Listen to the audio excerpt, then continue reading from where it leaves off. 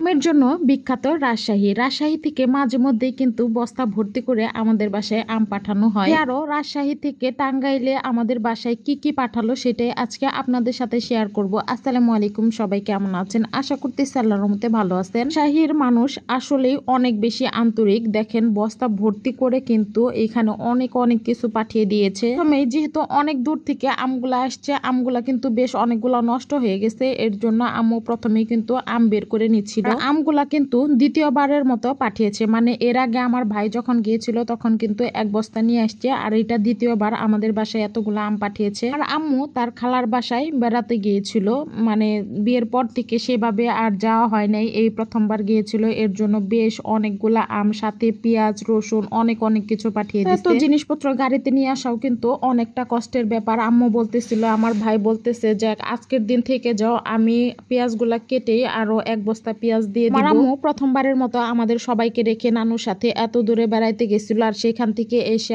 আম্মু তো বলতেছিল যে এত পরিমাণে হাঁস মুরগি গরু ছাগল এর বাসায়, যেমন এই যে বাগমারা যে আপুটা আছে, ওই আপুর ভিডিওতে দেখি যে মাঠের মধ্যে হাঁসে ডিম পেড়ে রাখে। আসলে কিন্তু এইগুলা একদমই সত্যি। বলতেছিল প্রত্যেকটা বাড়িতে এত এত পরিমাণের এইসব পশু পাখি পালা হয়, আমি দেখে তো অবাক। ওইদিকে সবকিছুর দামও কিন্তু অনেক কম। আম্মু বলতেছিল যে আমাদের এইদিকে যে রাজা হাঁস 1500-2000 টাকা করে কিনে খায়, ওইগুলা ওইদিকে কিন্তু 1000 টাকা হইলেই পাওয়া যায়। কিন্তু প্রথমে এই যে আম সাজনা এগুলা বের করে নেওয়ার পরে এখন বস্তা ভর্তি করে কি কি দিয়ে দিছে সেইগুলাও বের করতেছিল। ওর খালাতো বোন আর আমার খালামুনি বছরে কিন্তু 10,000 টাকা শুধুমাত্র সাজনায় বিক্রি করে, মানে এরকম অনেক অনেক জিনিস তারা কিন্তু বাড়িতে মানে তৈরি করে তারপরে বিক্রি করে। এই যে পেঁয়াজগুলা দেখতেছেন সব কিন্তু তাদের নিজেদের পেঁয়াজ। আম্মু আর নানু যেহেতু মহিলা মানুষ, কষ্ট হবে, এর জন্য কিন্তু বেশি কিছু নিয়ে আসে নাই। আর যদি আরেকজন দিত, মানে সবাই মিলে দিতে চাইছিল, আম্মু আনে নাই। যদি সবাই দিত তাহলে তো এত কিছু নিয়ে আসতেই পারতো না। দেখেন এখানে কতগুলা পেঁয়াজ দিচ্ছে, আর এখানে আরেকটা বস্তা খোলা হইতেছে। নাই খালামণিদের বাসায় সব কিন্তু তারা নিজেরাই চাষ করে। আর এখানে দেখেন চাল দিয়ে দিছে, যেহেতু সবসময় বস্তার চাল খেয়ে থাকি তার জন্য কিন্তু খুদের চাল হয় না বা কিনে খাইতে হয়। এই যে এখানে 10 কেজির মতো কিন্তু খুদের চালগুলাও দিয়ে দিচ্ছে আমাদের সবার জন্য। পরে পিঠা খাওয়ার জন্য কিন্তু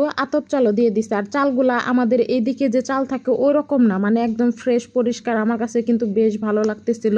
একের পর এক বস্তা বের করতেছিল আর সবার জন্য ভাগ করে দিতেছিল। এগুলো শুধুমাত্র কিন্তু আম্মুর জন্যই দিছে, আম্মু এত খাইতে পারবে না বলতেছিল, এর জন্য সবাইকে ভাগ করে দিচ্ছিল। খালামুনিরা কিন্তু এরকমই, যে যখন যায় তার হাত ভর্তি করে কিন্তু এই সব জিনিসপত্র দিয়ে দেয়। তাদের তো আর কিনতে হয় না, তাদেরও অনেক অনেক। আম্মু বলতেছিল এত এত বড় বাড়ি, এক একটা মানে বাড়ির মধ্যে অনেক অনেক জিনিস, সবজি টবজি চাষ করে, পশু পাখি পালে। আমার তো খুবই ভালো লাগতেছিল। কি আমার ভিডিওটা কিন্তু এই পর্যন্ত। সবাই ভালো থাকবেন, আর যদি আপনাদের কাছে ভালো লেগে থাকে তাহলে একটি লাইক কমেন্ট শেয়ার দিয়ে যাবেন। সবাই ভালো থাকবেন, আল্লাহ হাফেজ।